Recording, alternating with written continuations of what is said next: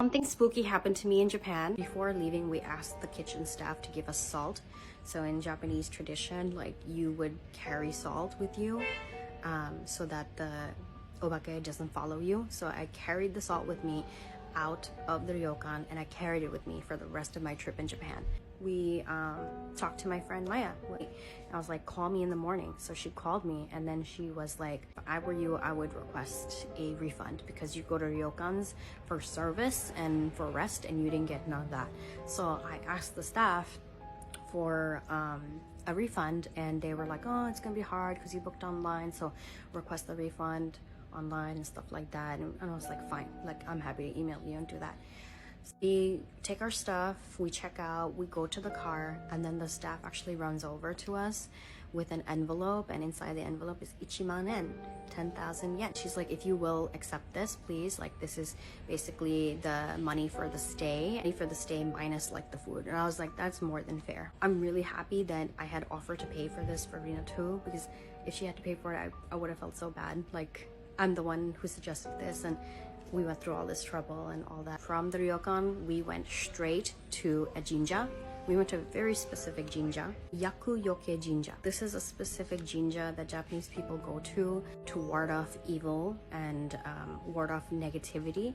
We literally just Googled it and there were so many in Kyoto. It was like literally a 7-minute drive. It's like a lot of people there. Like, you know, I think we saw 10-ish people go in and out.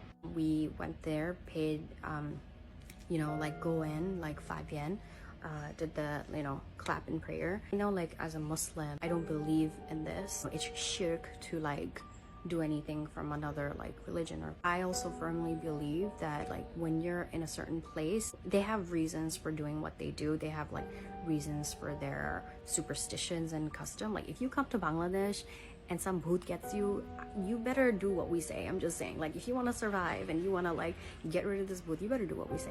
That's why I did all of that. Really helpful and supportive, my Japanese friends. They were all really surprised that I took care of the salt and jinja thing all in one day. But you know, I wanted to be super safe. The rest of that day, I couldn't sleep. After visiting the jinja, I had scheduled to see my host family. I'm so glad I did because they had just such good energy. They made me feel so happy and energized. They listened to my story. Went back to my hotel in Kyoto and I checked back in and I went shopping. Finally went to sleep at 11 p.m. that night.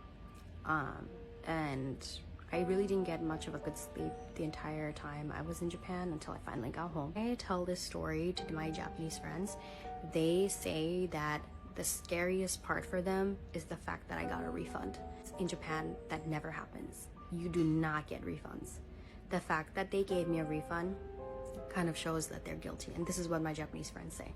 When I tell them this whole story, the thing that solidifies this obake no hanashi for them is the fact that I got a refund.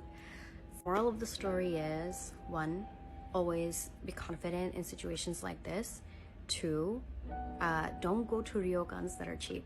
Ryokans should be fancy and expensive, and maybe don't stay in old houses in Japan. I did have my friends check that website, the Japanese website, for homes that people died in or, you know, themselves. The ryokan was not listed, so that's good. So I really don't have any explanation for this, but it happened. And yeah, happy October. It's spooky season and this really happened to me.